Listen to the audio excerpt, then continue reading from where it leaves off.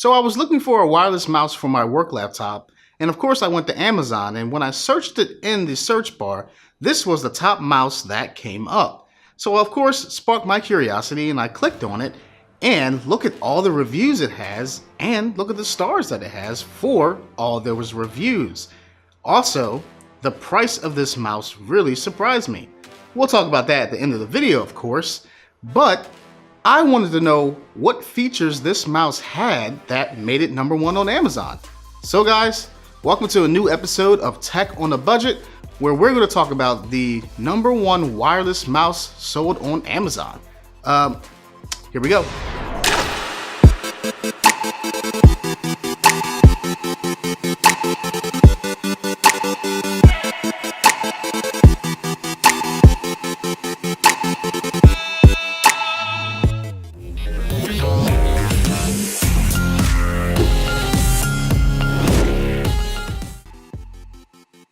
So guys, this is the VicTsing Wireless Mouse. So this is the mouse that I actually found on Amazon, as you guys saw in the intro. And so I'm just gonna go over a couple of features that I found really cool about it.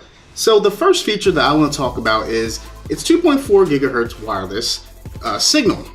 So a lot of common electronics do have that signal, but the good thing about it is it can go long distances, 33 feet to be exact.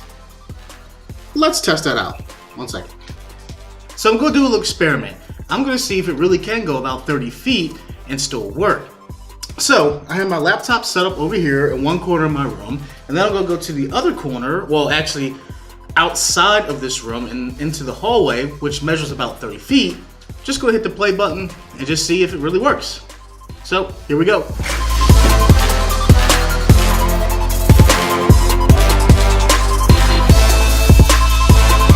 Okay, so I'm about 30 feet away from where my laptop is. So, got the mouse.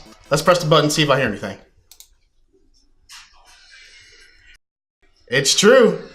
Now, they also have 5 gigahertz wireless signals. So, 5 gigahertz is actually a higher frequency, so it can't go as long a distance as the 2.4 gigahertz. Only because at a higher frequency, the 5 gigahertz signal can't go through walls. So you decide, do you want better performance with a higher quality signal and less distance? Or do you just want the 2.4 and have a greater distance and have, you know, pretty good, okay, or mediocre performance? Up to you.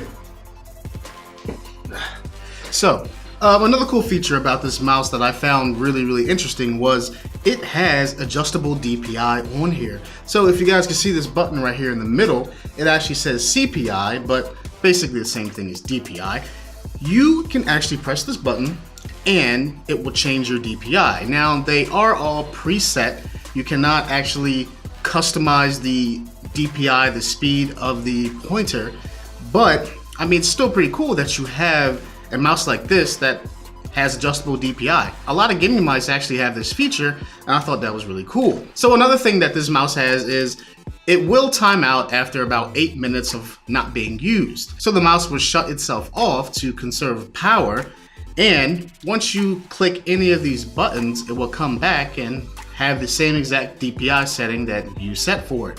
So the mouse is actually very ergonomic. As you see, it has that contoured shape, which actually will fit with your hand. And it comes in, of course, a different variety of colors. Some things that I really did not like about this mouse was it is not the best quality mouse. But for what you're paying for it, in my opinion, these features that you have outweigh that. I'm just using it as a mouse for my work laptop, so it's really not necessary to have the best quality mouse. I'm not gaming with it. I'm not doing any hardcore work with it. I'm just doing general things like writing emails, responding to you guys, your comments, and maybe browsing the internet every now and then. So that really didn't matter to me. Another thing that I was not too crazy about is this mouse is actually a little smaller than most normal mice. So this mouse, if I can compare it to the other two mice that I have in my house is a little smaller.